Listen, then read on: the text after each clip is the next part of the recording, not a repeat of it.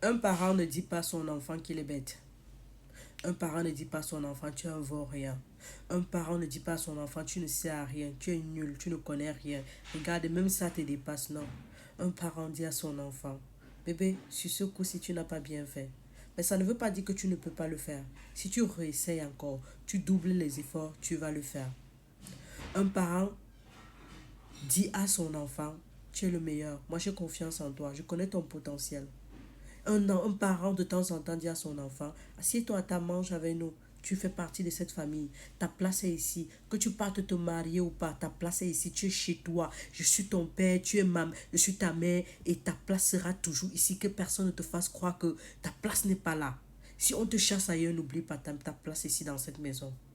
Un parent dit à son enfant, tu es mon enfant, que tu sois faible ou pas, tu restes mon enfant, mais j'ai confiance en toi, je sais que tu peux faire les efforts et être meilleur que ça.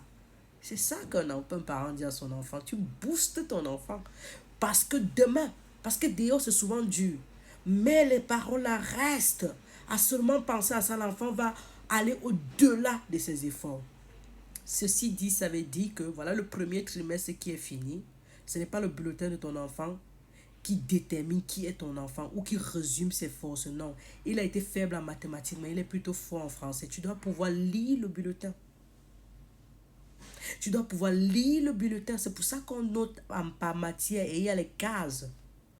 Il y a les cases dans le bulletin justement pour que toi, le parent, tu puisses orienter ton enfant en fonction de ses forces et de ses faiblesses. Ça veut dire que si tu vois qu'il a les faiblesses quelque part, tu peux l'aider à travailler dessus en lui cherchant un répétiteur ou en travaillant dessus toi-même ou en encourageant l'enfant, en achetant de quoi encourager l'enfant. Si c'est la lecture par exemple ou le français, ou la langue par exemple, tu achètes les livres, tu amènes l'enfant en bibliothèque. Si ce sont les mathématiques, tu entoures l'entourage de l'enfant des nombres, des chiffres pour que l'enfant puisse s'en sortir.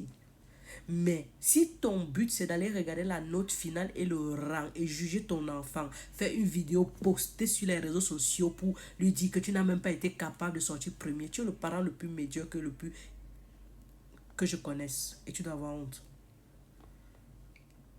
Tout ne se résume pas à la note finale. Il y a des cases qui définissent où il se trouve bien.